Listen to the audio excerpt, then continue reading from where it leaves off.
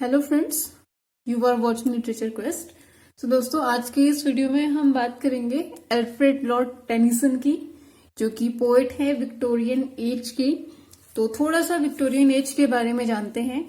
तो Victorian age हमारा start होता है 1837 से एंड इसका एंड होता है 1891 में।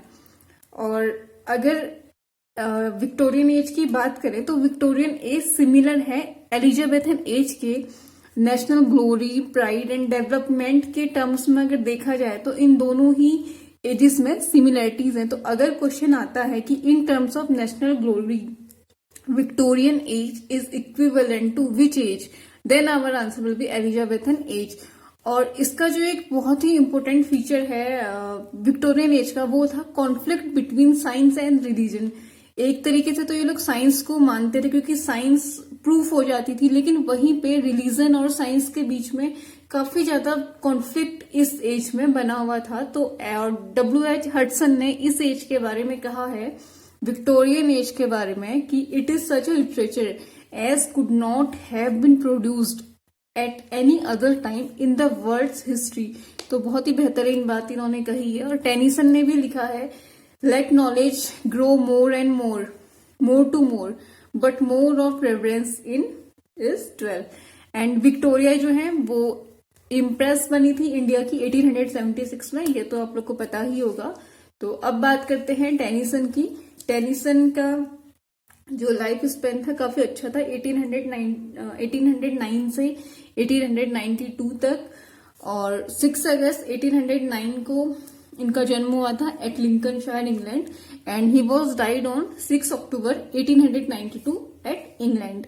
और रेस्टिंग प्लेस था इनका वेस्टमिंस्टर एबे।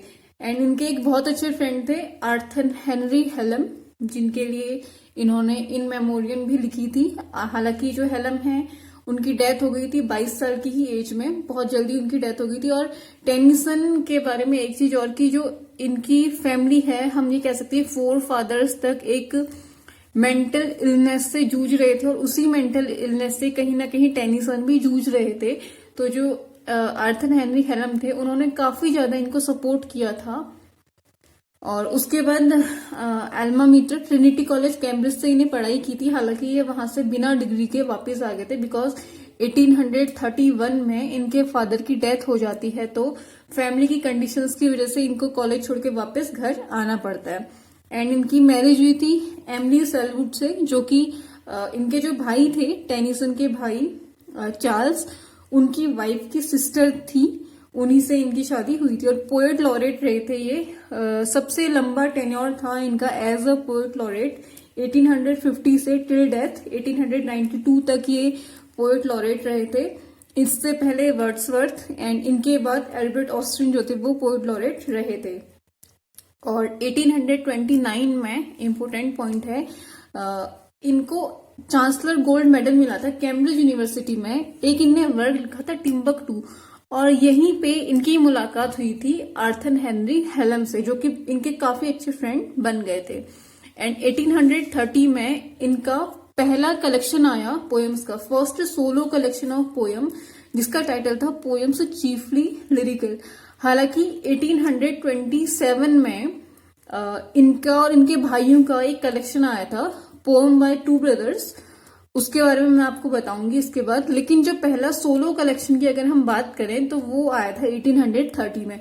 तो क्वेश्चन अगर ये ओनली ये लिखा हुआ आता है कि टेनिसन्स फर्स्ट पब्लिश वर्क, तब तो हमारा अगर ऑप्शन में पोएम बाय टू ब्रदर्स दिया हुआ है तो हमारा आंसर वही होगा। लेकिन अगर फर्स्ट सोलो कलेक्शन की बात आती है तो वहां पे हमारा आंसर होगा पोएम्स चीफली लिरिकल। और इन्फ्लुएंस पड़ा था प्री रिफ्लेक्ट ब्रदरहुड पे। और इनका जो पहला कलेक्शन था, इसके बाद से ही इनको कॉलेज जैसे राइटर्स के तरह ही जाना पहचाना जाने लगा था। और कुछ फ्रेजेस हैं टेनिसन के जो कि काफी इंपोर्टेंट हैं, एग्जाम में पूछे जाते हैं, जैसे कि nature red in tooth and claw in memoriam से लिया गया है, जो इन्होंने अपने फ्रेंड के लिए लिखा था। टिज better to have loved and lost then never to have loved at all in memoriam से लिया गया है। एंड नेक्स्ट है, my strength is as the strength of 10 because my heart is pure. Next है to strip, to seek, to find and not to yield, यूलाइसिस से ये लिया गया है। लास्ट टाइम का जो एग्जाम था उसमें ये लाइन पूछी भी गई थी। नेक्स्ट, नॉलेज कम्स बस but wisdom lingers, the old order changed, yielding place to new. तो ये कोट्स हैं कुछ टेनिसन के जो कि एग्जाम में पूछे जाते हैं। नेक्स्ट, टेनिसन के फादर जॉर्ज क्लेटन टेनिसन, और 1827 में ये जाते हैं ट्रिनिटी कॉलेज कैम्ब्रिज में, और वहां पे एक ग्रुप ज्वाइन करते हैं जिस ग्रुप का नाम होता है द कैम्ब्रिज एपोस्टल। और टेनिसन का एक पोर्ट्रेट ट्रिनिटी कलेक्शन में रखा गया है अभी भी, जो कि बनाया था जॉर्ज फ्रेडरिक वॉल्ट्स ने। तो अगर ये क्वेश्चन भी पूछा जा सकता है कि टेनिसन का पोर्ट्रेट जो ट्रिनिटी कॉलेज में रखा गया वो किसने बनाया था। नेक्स्ट है at Cambridge Tennyson meet Arthur Henry Hallam and William Henry Brookfield. ये इनके काफी अच्छे दोस्त बन गए थे। एंड पहला पब्लिकेशन जिसकी मैंने बात अभी आपसे पहले की थी 1827 में आया था, पोम बाय ट्रूबलर्स। ये इनके और इनके दो भाई थे चार्ल्स एंड एडवर्ड, इनका कलेक्शन था। आपस में इन्होंने एक वर्क लिखा था, collection of his boys rhymes and those of his brothers. जब टेनिसन ओनली 17 ईयर्स के थे तब ये कलेक्शन आया था। और 1831 में इनके फादर की डेथ हो जाती है। उसके बाद टेनिसन को अपना कॉलेज छोड़ के घर आना पड़ता है because of his financial conditions. तो उसके बाद काफी तूफान टाइप का हम कह सकते हैं इनकी लाइफ में आ जाता है। और जो इनके फ्रेंड हैं आर्थर हेनरी हेलम, वो भी इनके साथ रहने के लिए आ जाते हैं इनकी फैमिली में। और उसके बाद वो इंगेज हो जाते हैं टेनिसन की सिस्टर एमिलिया टेनिसन के साथ। लेकिन उसके बाद 1833 में क्या होता है, टेनिसन अपनी second book of poetry publish करते हैं जिसमें द लेडी ऑफ शैलोट का पहला वर्जन भी इंक्लूड होता है। लेकिन 1833 में ही आर्थर हेनरी हेलम की डेथ हो जाती है सेरेब्रल हेमरेज से। यानी कि सेरेब्रल हेमरेज ब्रेन में हम कह सकते हैं कि खून का जमा हो जाना, इस तरीके की कुछ बीमारी है जिससे इनकी डेथ हो जाती है वियना में। तो टेनिसन काफी ज्यादा टूट जाते हैं इनकी डेथ से। और साथ ही साथ जो इनका सेकंड वर्क पब्लिश हुआ था उसमें बहुत ज्यादा इनको क्रिटिसिज्म झेलना पड़ता है। तो इन सब चीजों की वजह से और साथ ही जो इनकी मेंटल इलनेस से ये जूझ रहे थे, इन सब चीजों की वजह से इसके बाद 9 साल तक टेनिसन का कोई भी वर्क पब्लिश नहीं होता है। उसके बाद इनका थर्ड पब्लिकेशन आता है 1842 में। 1833 में डेथ होती है आर्थर हेनरी हेलम की, सेकंड पब्लिकेशन भी तभी आया था।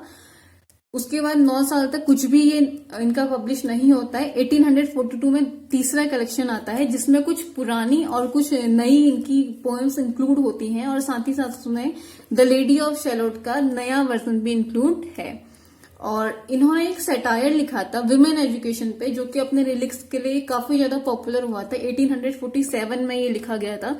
इसका टाइटल था द प्रिंसेस अ मेडली, और इसी वर्क को W.S. गिलबर्ट ने अडेप्ट किया था अपने 2 वर्क में।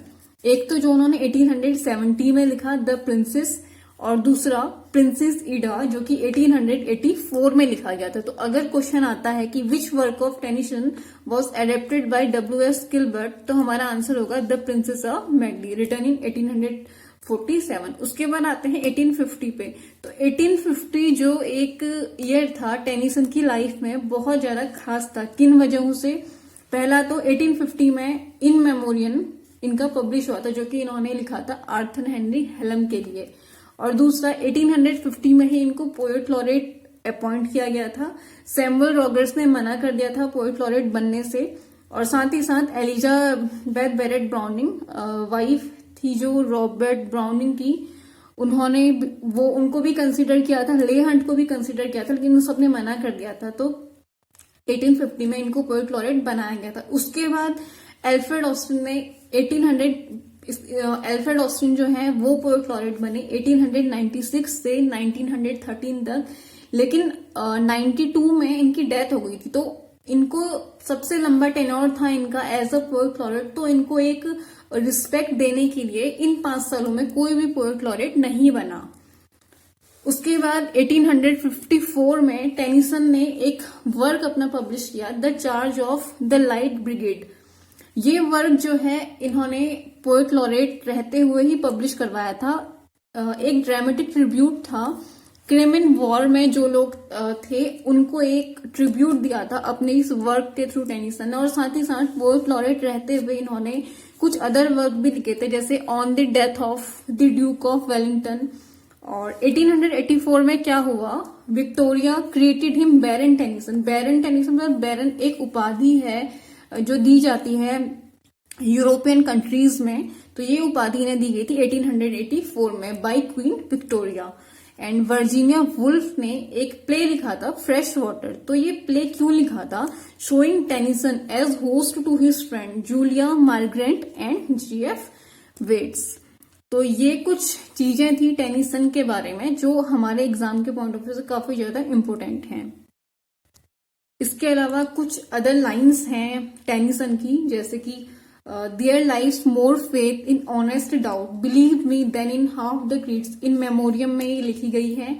And the churches have killed their Christ, Maud में लिखी है, 1855 में पब्लिश हुआ था। और एक प्ले लिखा था इन्होंने बेकेट, उसमें ये लाइनें लिखी थी, we are self uncertain creatures and we make defence of heaven. तो ऐसा माना जाता है कि अपनी लाइफ के एंड तक आते आते ये एक ऑर्थोडॉक्स क्रिश्चियन हो गए थे, और जो इनके बेटे थे हेलम, उन्होंने इनकी एक बायोग्राफी लिखी थी टेनिसन, अल्फ्रेड लॉर्ड टेनिसन अ मेमोयर करके 1897 में। तो उसको पढ़ने से भी हमें ये पता लगता है कि जो टेनिसन है वो लास्ट में एक रूढ़िवादी ऑर्थोडॉक्स रूढ़िवादी क्रिश्चियन जो है वो बन चुके थे। और इनके जो लास्ट वर्ड थे टेनिसन के वो थे, O that press will have me now. And T S. Eliot ने इनके बारे में कहा था, the saddest of all English poets, because इनके जो वर्क्स हैं एक टाइप की मेलनकॉली, जो भी डिफिकल्टीज रही हैं इनकी लाइफ में वो सारी चीजें झलकती हैं इनके वर्क्स में, तो इसलिए टी.एस. इलियट ने इनके बारे में ये बोला था। एंड नेक्स्ट है W.H. ऑर्डन ने कहा था, there was little about melancholia he didn't know. तो ये टेनिसन की एक ब्रीफ बायोग्राफी थी जिसमें मैंने कोशिश की है कि सारे पॉइंट्स में इंक्लूड करूं जो एग्जाम के पॉइंट ऑफ व्यू से इम्पोर्टेंट हो सकते हैं। एंड नेक्स्ट वीडियो में इनके जो वर्क्स हैं उनको हम डिटेल में डिस्कस करेंगे, बिकॉज जो इन्होंने 3 कलेक्शन निकाले थे उन कलेक्शन के अंदर इनके काफी इंपोर्टेंट वर्क्स हैं, यूलिसिस, इन मेमोरियम, मॉड, इस जो ये वर्क्स हैं ये काफी इंपोर्टेंट है, इनको हम नेक्स्ट वीडियो में डिस्कस करेंगे। तो आज के लिए इतना ही। आई होप ये लेक्चर आपके लिए बेनिफिशियल हुआ होगा। Thank you for watching.